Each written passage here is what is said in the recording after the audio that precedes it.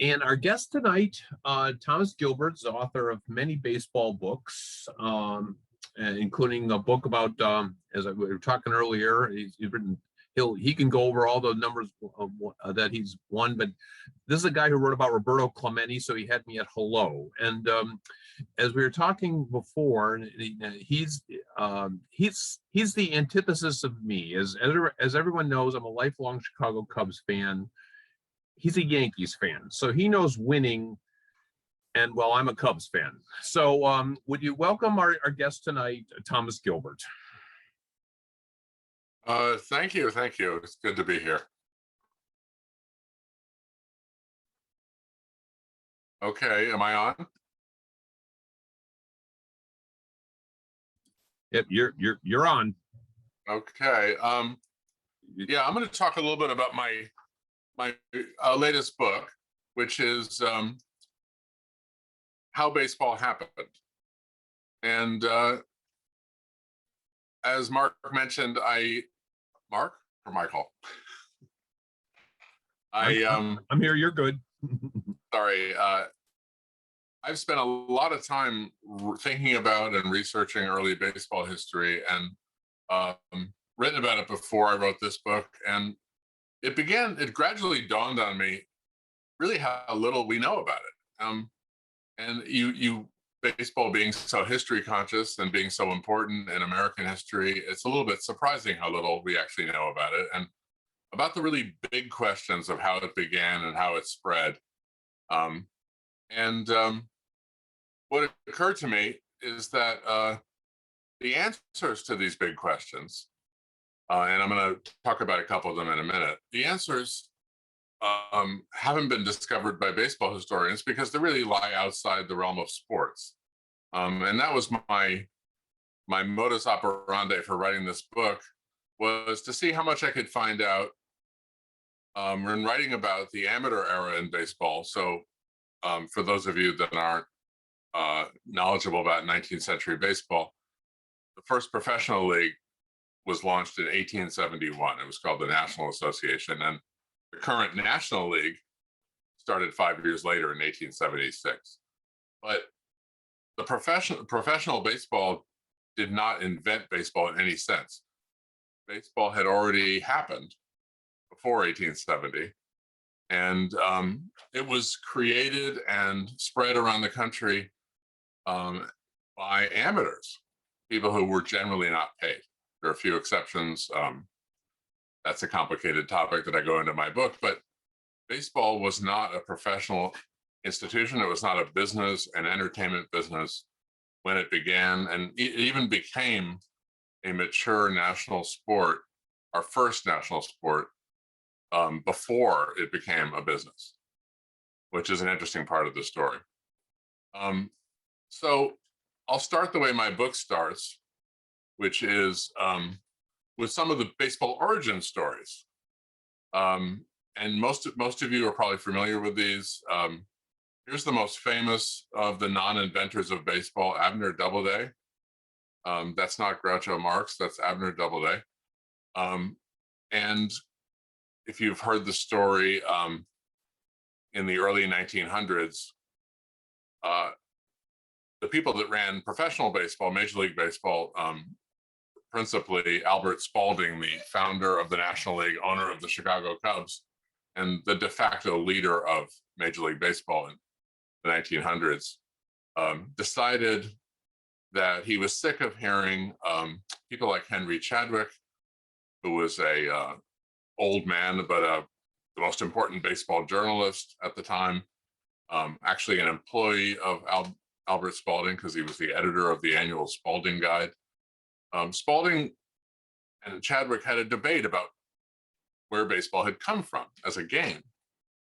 And what annoyed Spalding was that Chadwick argued completely sincerely that baseball came from an English children's game called Rounders. And some of you out there may have heard this theory, and it's still widely available on the internet and in reference books.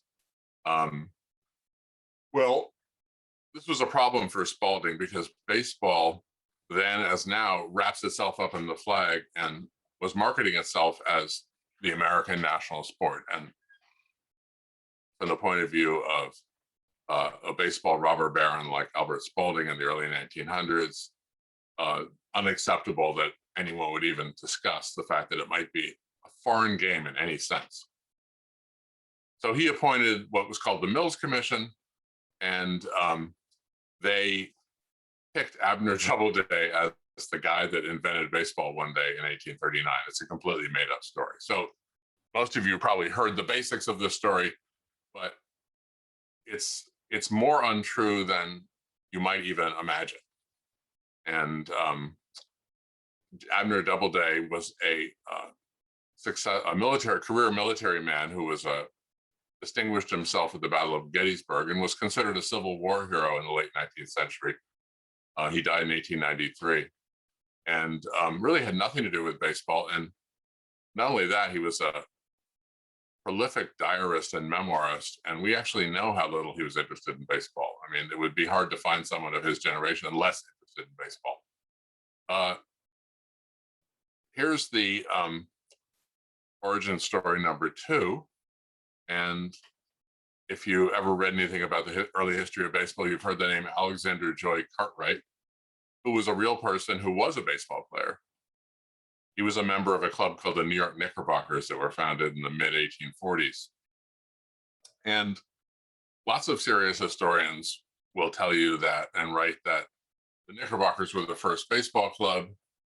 That Cartwright was the most important member, or the one who suggested actually beginning the club in an organized way in the 1840s. All this stuff that's on his Hall of Fame plaque is completely made up. He didn't do any of those things. In fact, the Knickerbocker, this is actually a modern version of baseball's original origin story, which was that the Knickerbockers were the first club, or the first serious club, the first organized club. Sometimes they qualified it. But the Knickerbockers were a bunch of men from lower Manhattan, many of whom worked in the financial services industry, a few doctors, lawyers, and professionals, respectable people from what we might call upper middle class, sort of striving class in New York, and highly respectable. All native-born Protestants, virtually all, none of them interested in baseball for anything other than recreation. And the really interesting question, I mentioned these big questions that we're in the dark about, and one of the biggest is, why tell these false origin stories? And I say the Knickerbocker story is false because we know with 100% certainty that they weren't the first club, and they weren't the first serious club, organized club, et cetera, et cetera. There were clubs that existed before them. And when I researched the Doubleday story, it's more or less of a joke. The Knickerbocker story, a lot of people actually believe it, serious people believe it, but it isn't true either. The really interesting part to me was the discovery that the people that told, in both cases, the people that told these stories knew that they weren't true. So the question is, why? Why would you have a false origin story? And we'll get to that in a minute.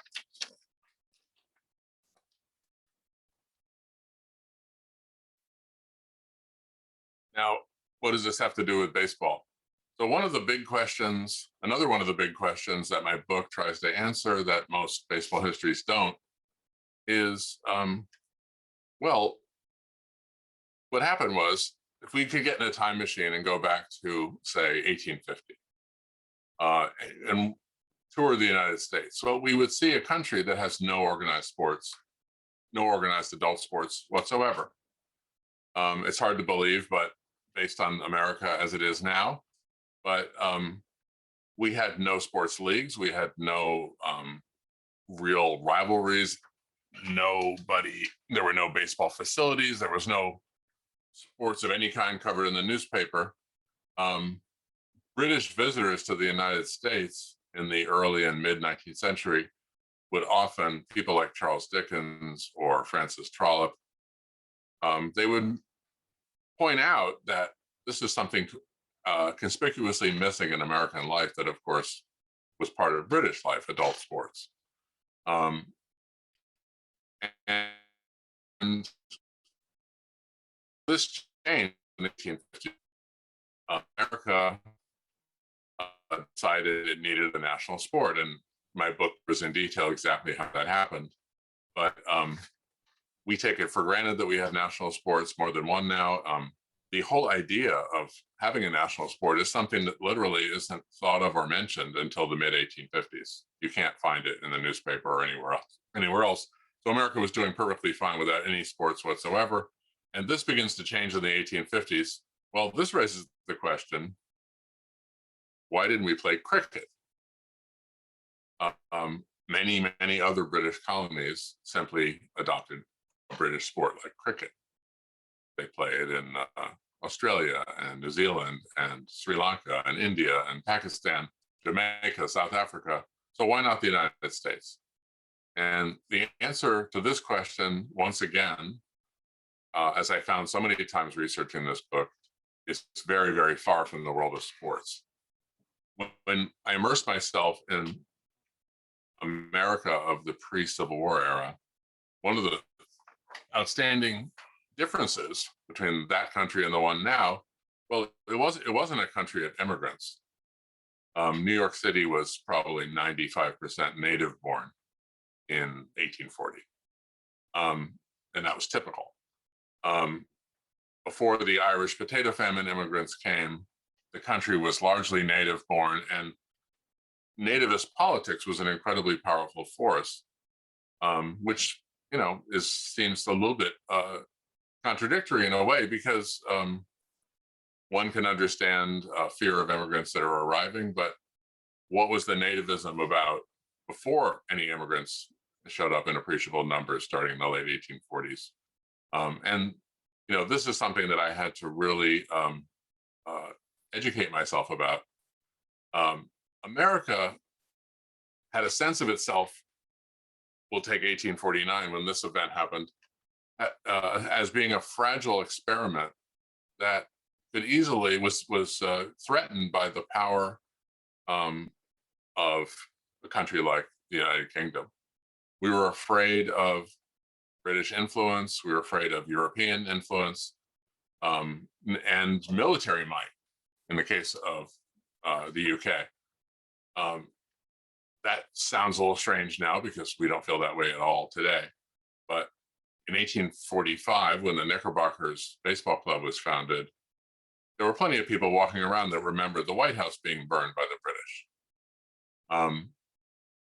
Now, I spend a lot of time trying to understand the nativism of the early and mid 19th century, and it's quite different from the meaning of the word now.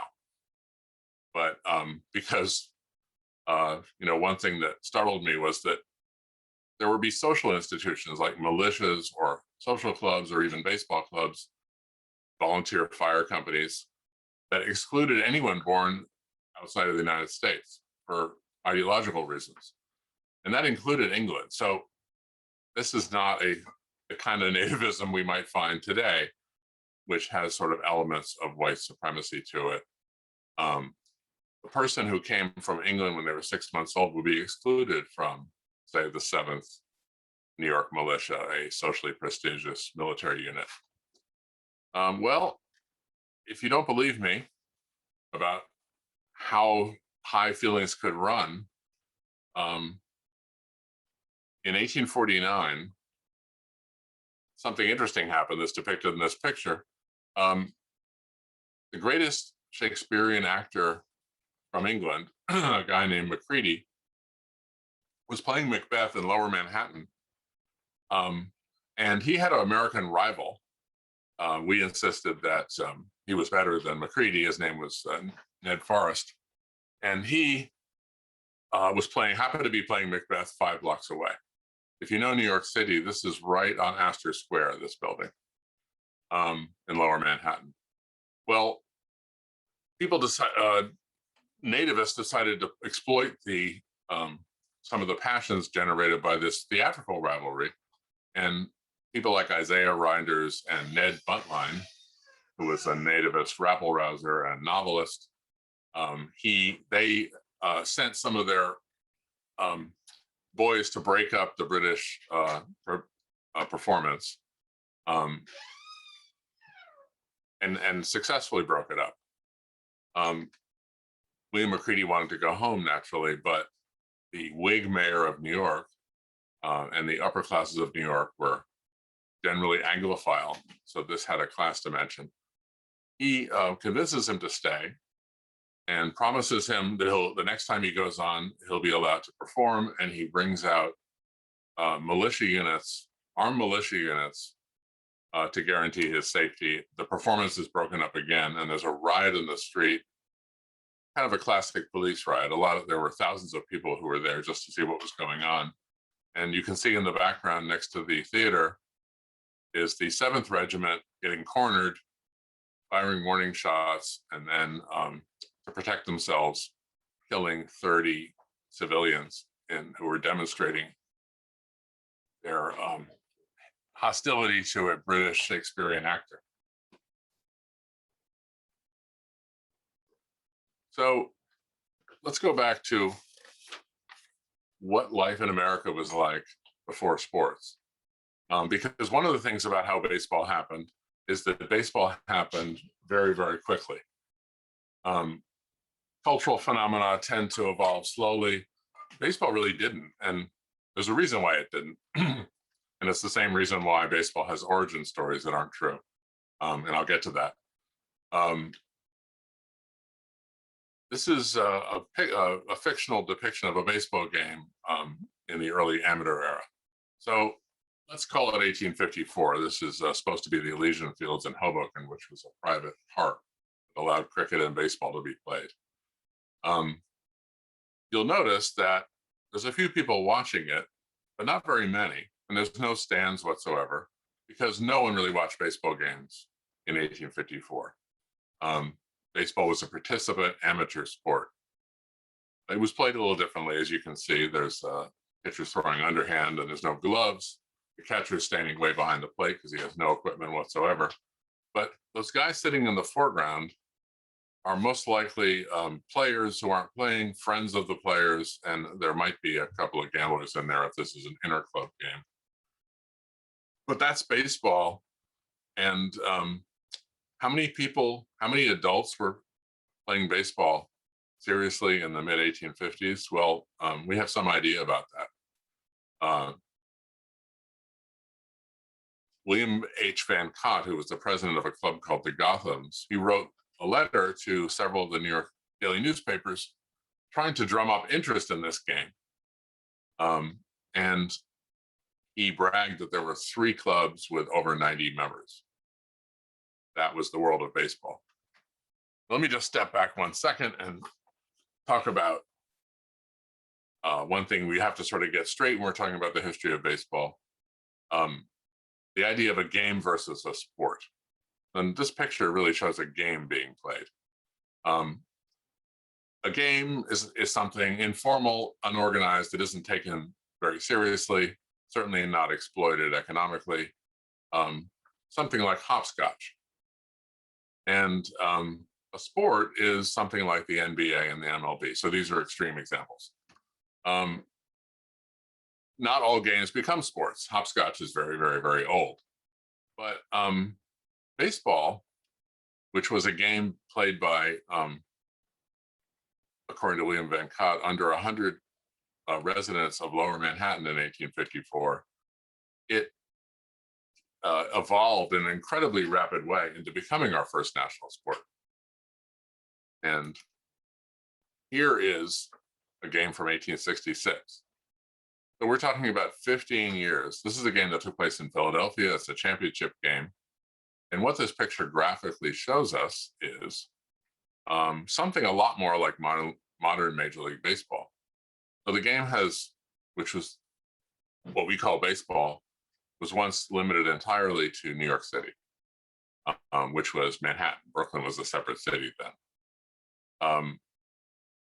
Baseball, in order to go national, had to compete with a few other local bat and ball games that were played by small numbers of adults in the major cities that were different from baseball. Philadelphia had a game called Town Ball. Boston had a game called the Massachusetts game, and these games had other names, and it was quite different from baseball. If someone wants to ask me about it, I can talk about it a little bit. But as part of baseball's becoming our first national sport, it had to really outstrip cricket in popularity. And cricket was played, people are surprised to hear today, all over America by people who are immigrants from Great Britain. And it was about 6% of the population nationally. But what was the problem with cricket? The problem with cricket was it was foreign. And this was the point of my digression about the Astor Theater riot. The more you learn about the people who made baseball our national sport, the easier it becomes to understand that cricket was a non-starter. It wasn't going to be a foreign game that we were going to play. Well, what about Philadelphia Town Ball or Boston, Massachusetts game? Well, there was a big difference between the New York game and these other local bat and ball games. And the difference was the New York game aspired to be the national game. The difference was the ambition of it. And people in Massachusetts had baseball clubs. They were similar in structure to New York baseball clubs, same thing that happened in Philadelphia, but no effort to market it, to spread it. Nobody from Philadelphia or Boston ever started a game playing their version of bat and ball in New York City, whereas New Yorkers went to Philadelphia and Boston and started New York clubs. Baseball didn't have any kind of written plan to become a national sport, but it's very clear that it had that ambition from a mountain of circumstantial evidence. New Yorkers actually traveled around the country spreading the game. And in 1858, they formed an association. It was a governing body. The Boston game also had a governing body. But the interesting thing about the New York one was in 1858, there were fewer than 30 clubs who joined this association, all but one of them from New York City or Brooklyn, right across the East River. The other one was from New Brunswick, New Jersey. And they called it the National Association of Baseball Clubs, which historians sometimes laugh at. But it was a declaration of their intent. Well, they succeeded, and they succeeded very quickly. Remember this previous slide, mid-1850s. Here's a almost fully developed modern sport 15 years later. We have stands, people have bought tickets, we have journalists, we have betting, we have a pickpocket here being choked by a customer. We have people keeping score, and we have recognized stars. These people are all people that I can identify, that the viewer of this image was expected to be able to identify. And baseball was in the mid-1860s, had clubs all over the country competing for national championships. So it was about 95% of the way on this evolutionary path from a game to a sport, something that you and I, if we could visit it, would instantly recognize as baseball, and we would understand what was going on. This 15-year period, which seems incredibly short, of course, was interrupted by the Civil War, which helped baseball in some ways, hurt it in others, but it was more or less of a hiatus. Now, this ties in with the idea of why baseball needs origin stories. So a wise marketing expert told me many, many years ago in another job that I was doing, that if you want to sell a product, you have to tell a story. And that pretty much sums up why baseball needed origin stories and why they didn't have to be true. They had to do the job, which was to help market it. And baseball saw its route to becoming a national sport through this emerging class that was showing up in the first and second quarters of the 19th century in cities like New York, Philadelphia, and Boston. In my book, I call them the emerging urban bourgeoisie, which is a little clunky, but we can't really call them middle class or upper middle class. Those are anachronistic terms. But they are native-born Protestants who are prosperous and socially climbing. People like Henry Chadwick, the journalist who I mentioned in the context of the Abner Doubleday story, they were convinced, and they were right, that the route to a national sport was through this class of people because they were growing and they were influential. And you have to remember that at this time, people that worked for a living, laborers, people in the country had no time at all for sports. It was people like this that they had to get interested in playing baseball. And how did baseball spread? Well, it spread in a way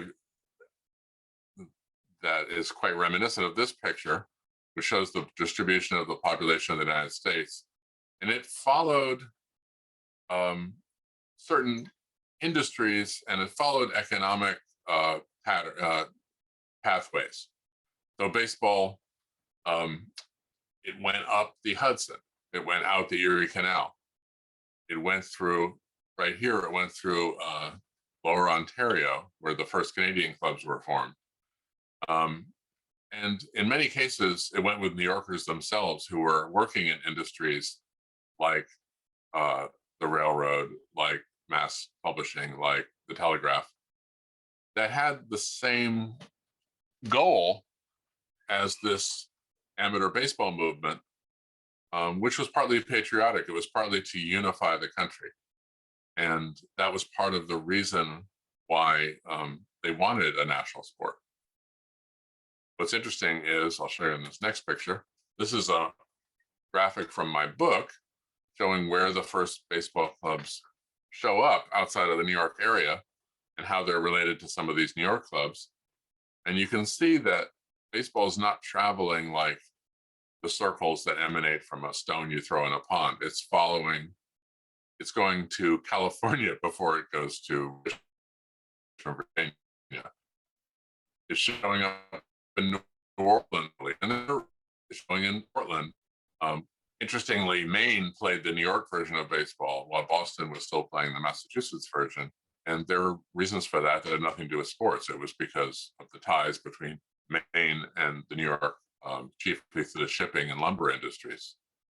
Well, New York was the center of the cotton business, purely for financial reasons. We didn't grow any cotton, but we financed every aspect of it, from buying slaves to buying equipment to shipping it to the countries that turned it into textiles. And so New Orleans is the first place in the South that gets baseball because of its connections to New York. I'm kind of hitting and running here, but I don't want to talk too long tonight. So back to amateurism. As I said before, in the professional baseball starts in 1871. But the big story of my book is how before that happened, amateurs, 99% of whom were unpaid, they made baseball a national sport without it being a business. And we sort of take it for granted that people make money off of baseball, but it was the farthest thing from their minds. In fact, one thing that was kind of humorous was that the people that were part of this baseball movement, that were selling the New York game to the rest of the country and bringing it to one corner of the nation to the other, they had no idea that it would ever attract fan interest. And there's something almost comical about reading how that started because it was so unintentional. What happened was that one of the first places baseball went was across the East River to Brooklyn. And the Brooklyn clubs, in a couple of years became competitive with the New York clubs. And in 1858, Brooklyn challenged New York to a best 2 out of 3 All-Star baseball series, which is a completely new thing at the time. And they had no idea that anybody would watch this, which is kind of shocking to a modern person. You think this would automatically generate public interest, but in those days, until 1858, if a few hundred people came to see a baseball game, it was surprising. It was news. Well, in 1858, the excitement was building for the first game of this All-Star series. And the people organizing it at the last minute moved it to a horse racing track in Queens because they needed a grandstand. They needed facilities. And well, I just said that if 150 or 200 people came to a game in 1857, that was news. The first game of this All-Star series, which interestingly was played right near where the Mets play today, because there was a railroad station there, it drew about 10,000 people, shocking everyone. And the other accident was that they charged 10 cents to the fans as a groundskeeping fee because they were going to have to repair the horse racing track at the end of this. And quite a large sum of money was collected. And this event, and I trace this in my book in great detail, this is really the beginning of baseball as a business. And the advent of the fan, the idea of fan interest, which we all take for granted, most of us are fans of something, if not baseball, you can literally trace it to this event. The idea of you root for a team that you have no material interest in the outcome of the game, you don't know the players, but you feel they somehow represent you. This is something that actually happened at a particular time and place, and I talk about it in detail. This slide that I have up now, this is from middle of 1870, which is, to historians, the last year of the amateur era. And amateur baseball didn't disappear, but what happened was that professional baseball begins in 1871 and really takes up all of our attention. But this was a game you've probably heard, if you're a baseball fan, of the Cincinnati Red Stockings 1869 undefeated season. They went 57-0 and actually were undefeated from late in 68 until June 14th, 1870, when they come to Brooklyn. They traveled all over the country on the railroad, and that was, of course, the first year you could go to California on the railroad, spreading baseball and creating all this excitement because of the undefeated streak and really laying the groundwork for the first professional league. But they come to Brooklyn on June 14th, and they lose an incredibly exciting game to the Atlantics, who were a faded amateur dynasty. They had been the best team in baseball for most of the amateur era, but they really weren't in the Red Stockings class at this point.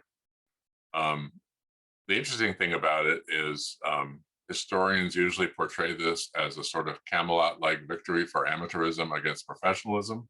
And the reason they say that is that the Red Stockings were basically mercenaries. They were players who were hired from all over the country by businessmen in Cincinnati in order to represent the city.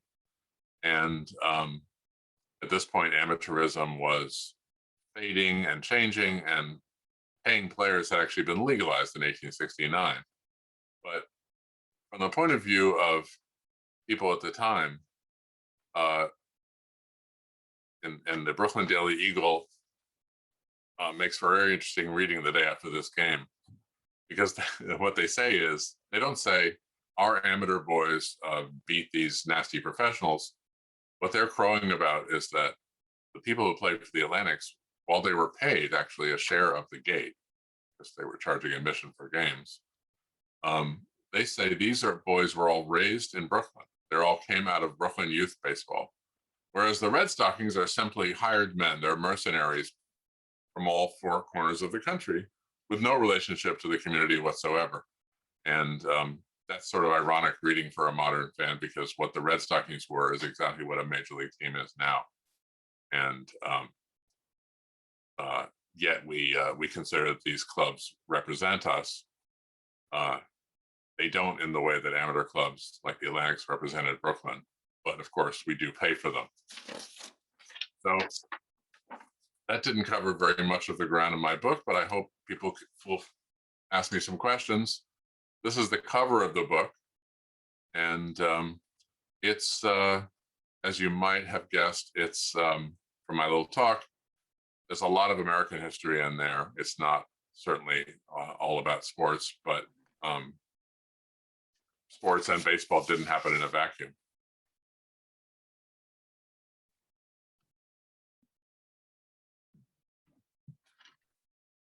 Thank you, Thomas. That was very good. A question for you right out of the chute. So explain now the differences between New York baseball, Massachusetts baseball, Philadelphia baseball. What were the rules changes? What were the stylistics? Why you mentioned that New York made an aggressive effort to make it a national game, but what about these other these other regions? What did they offer? Why didn't it catch on, etc.? So, well, that's a great question because it's a complicated one. The Massachusetts game was very popular. In fact, it even drew some spectators. It had been around in Boston for a long time, and we actually don't know a lot about its very early history. But it had already moved out from Boston to the suburbs by the railroad when it sort of shows up on the historical radar. The thing that it didn't have was this ideology of that we needed a national sport and that it should be the national sport. It sort of never occurred to any of them. And it's not a coincidence that the Boston game has no origin story. And the same is true of Philadelphia. You ask people in the influential New York clubs in the 1850s, late 50s, what they thought they were doing. They would say, Americans need to exercise for their health. And sporting life is a legitimate part of being an adult, and that Americans didn't have that and that we needed it. We needed what the English had, but we weren't going to play their game. We needed our own national sport. But adults needed to play. The secondary purpose being, the other purpose being patriotic, because it's hard for us to imagine today, but you can see it if you go back and immerse yourself in this time. There's a sense that America needs to be unified. It's disjointed. When it takes 2 weeks to get from Philadelphia to Boston, the idea of a national anything is sort of a non-starter, including a sport. So what I found was that people who were promoting baseball as a national sport were the same people that were laying the railroad tracks, financing the railroads, building mass market publishing, laying out telegraphs. And this for the same reasons. Now, a lot of historians will tell you that the New York game was better in some way, and I don't believe it. I know that the people in Boston loved their game, and the town ball was quite popular in Philadelphia, and I don't think it has anything to do with the game as such. I think what happened was the New York game became the coming thing. It became, and the power and prestige of New York attached to it meant that if there was going to be a national game at a certain point, people realized this was going to be it. Now, on the field, those very simple differences were, here's the thing that New York baseball has had that no other sport in the world has. The idea that 3 out, all out in an inning, the idea of fair and foul territory, and that reaching base and scoring runs are different things. In all the other games, like in cricket, those things don't exist. So in the Philadelphia game and in the Boston game, like in cricket, everybody batted in an inning. That was an inning. All the players batted. There was no such thing as reaching base. You either went all the way around and scored or you were out. And there was no foul territory. It was played on the oval.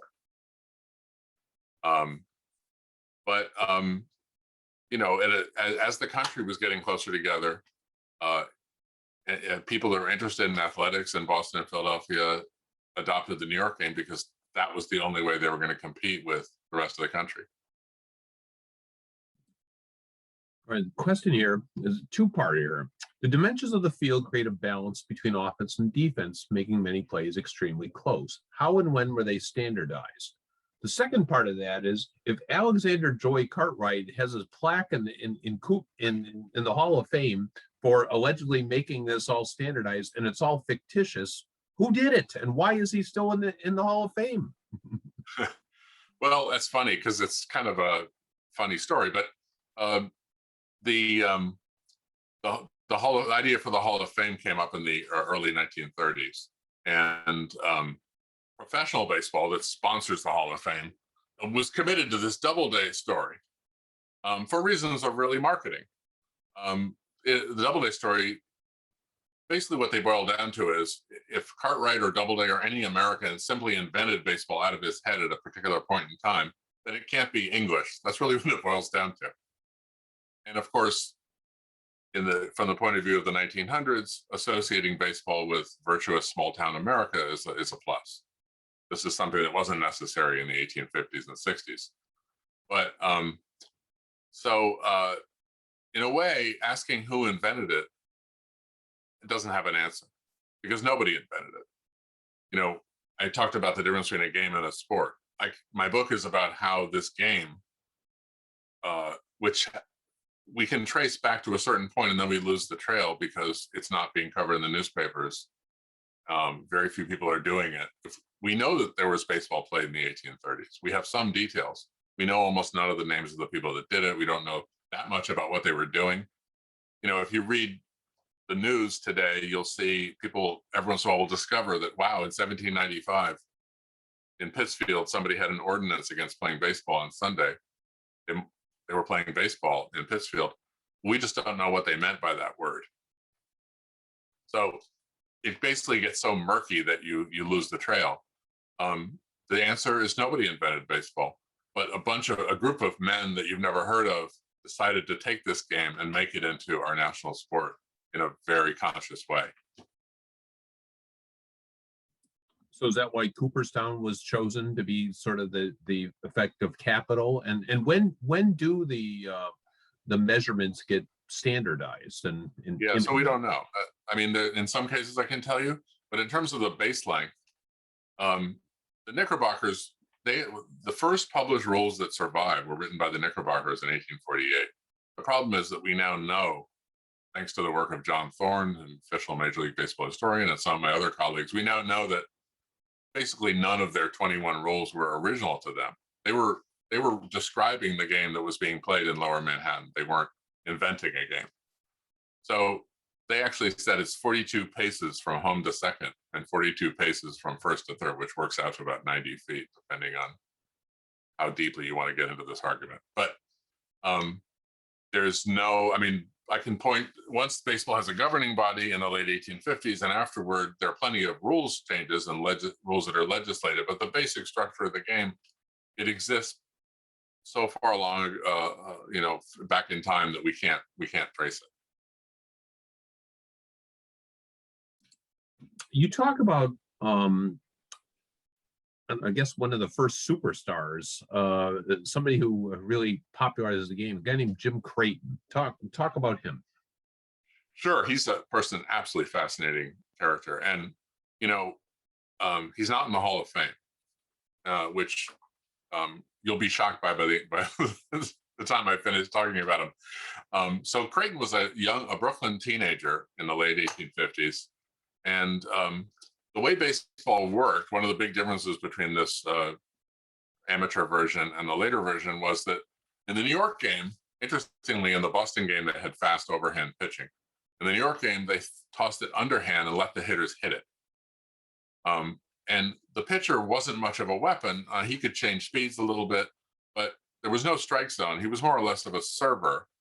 And not surprisingly, you had a lot of games that were 60 to 50 in the early days of the New York game. It was basically everyone's hitting the ball hard, and how many of are your fielders going to be slightly better than the other guys at turning them into outs? It was a bit like 16-inch softball in Chicago, probably, I would imagine. So barehanded, a hitter's game, and pitchers are handicapped by the pitching rules, which required them to throw the ball the way you pitch a horseshoe, roughly.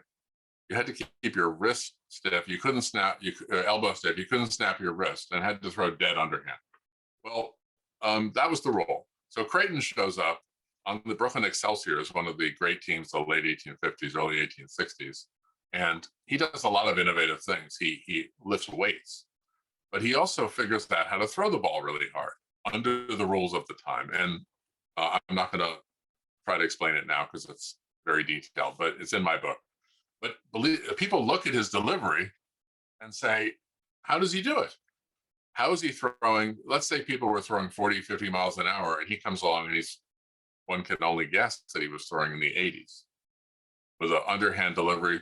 And it sounds a little bit like a modern softball pitcher, which makes it easier to imagine. So what happens? This guy is dominant. He's unhittable. Suddenly, people are scoring 3, 5, 10 runs off him, not 50. And the Excelsiors can't be beat with him on the mound.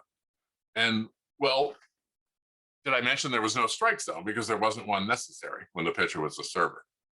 Well, what people do is they start taking pitches to tire him out because they can't hit what he's throwing.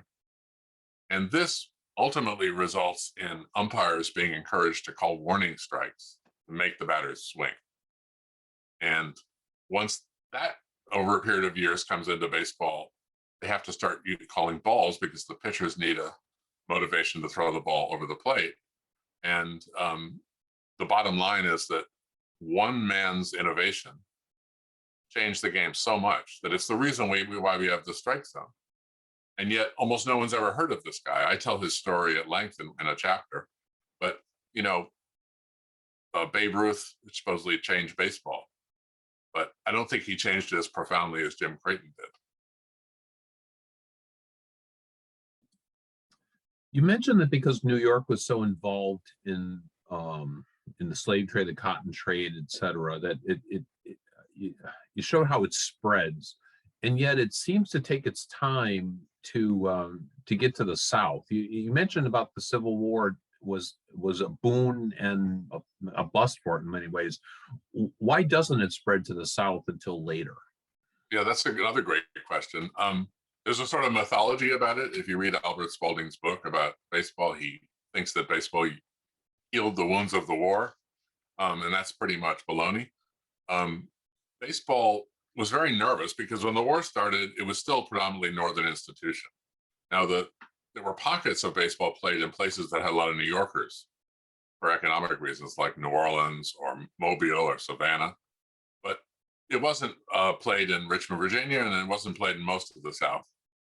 The war comes along, and what it really does is it mixes New Yorkers, and we're talking about 400,000 men in their 20s who are already playing baseball, with people from Wisconsin and Missouri and Indiana and Illinois. And that spreads baseball to what they used to call the West. And there's all these stories about Civil War veterans coming home to Rockford, Illinois, and teaching all the kids how to play ball. And there's some truth in that. It actually hurt the development of baseball in the South because the Southern economy was destroyed. And baseball was very nervous in the post-Civil War era about the fact that it was associated with the Northern victory because it still had this aspiration to be national. And this ends up really mattering in 1867 when the first African-American club tries to join organized baseball. And as in so many institutions, there's a problem because baseball is full of abolitionists, people that were racially liberal, and yet none of their clubs have any African-American players. And it's possible that in 1867, a majority of the people in baseball would have been willing to let an African-American club into their organization. But the people who were still concerned with creating a national sport were thinking this is a deal breaker in the South. We'll never be national if we integrate. Were there umpires in the pre-professional game, and how were disputes resolved? Yes, there was an umpire, and there's a little bit of variety to it, but generally in the amateur era, there was one umpire. And for most of that period, of course, he's not calling a strike zone for the reasons that I mentioned. But he's standing off to the side in some of these pictures, often wearing like a top hat and tails. And then you would have scorers, sometimes one for each team to keep track. The umpire, it's a good thing he didn't have to stand behind the plate and call balls and strikes because the poor catcher in amateur baseball, just imagine the guy that was catching Jim Creighton. His name was Joe Leggett. So imagine facing a really good modern fast pitch softball pitcher and you're wearing no equipment. So this guy, if there was runners on base or two strikes, had to stand behind the batter and try to keep the ball from being tipped and breaking his cheekbone or his fingers. And the catchers were incredibly tough people.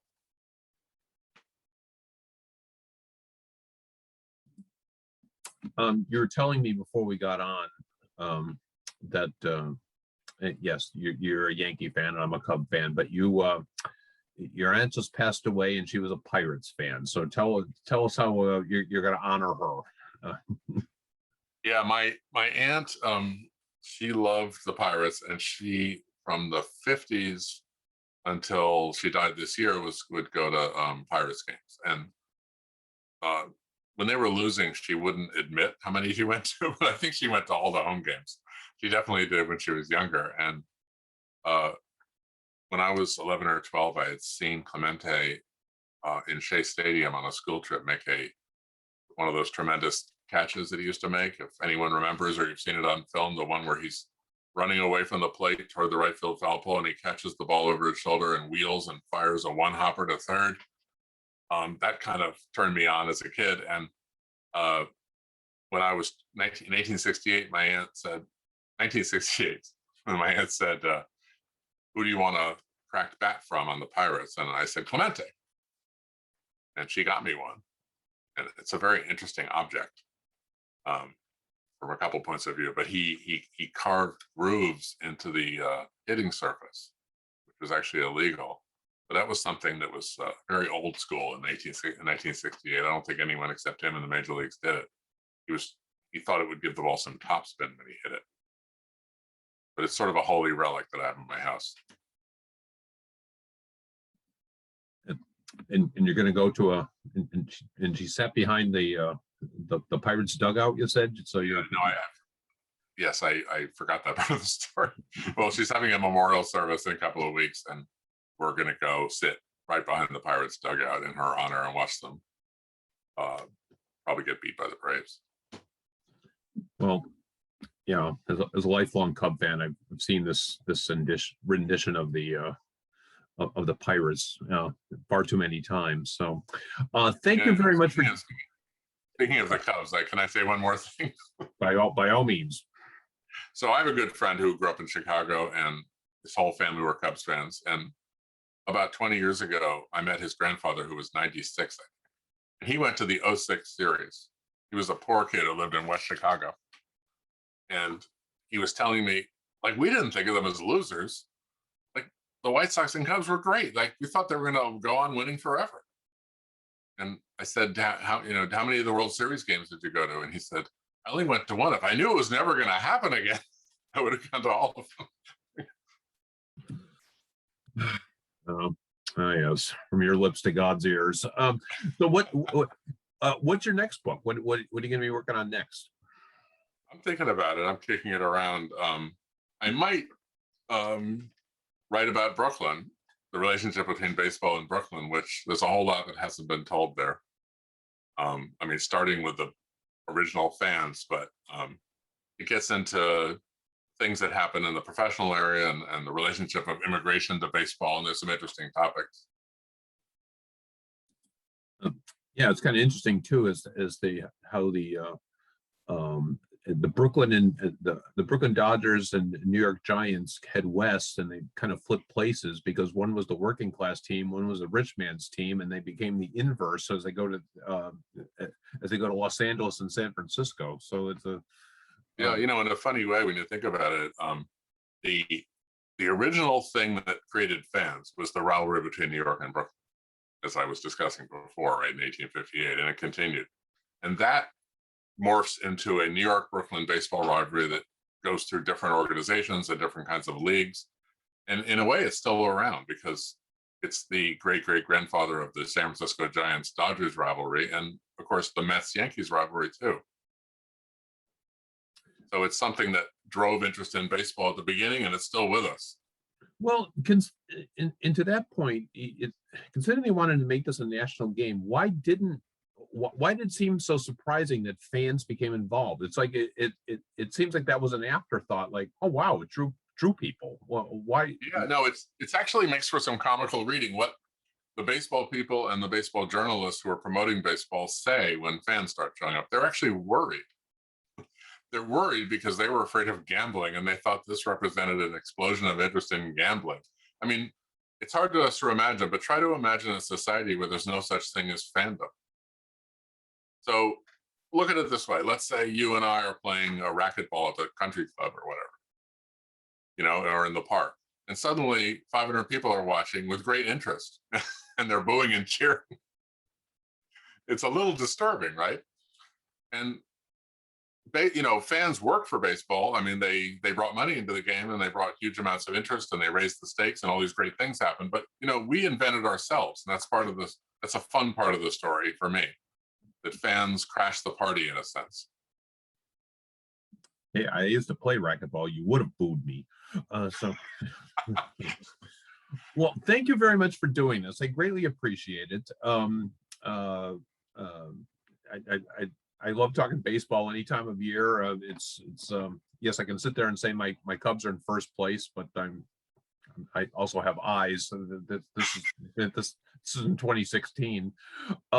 So continued success with this book. Please keep us posted on what your next project will be, and continued good luck.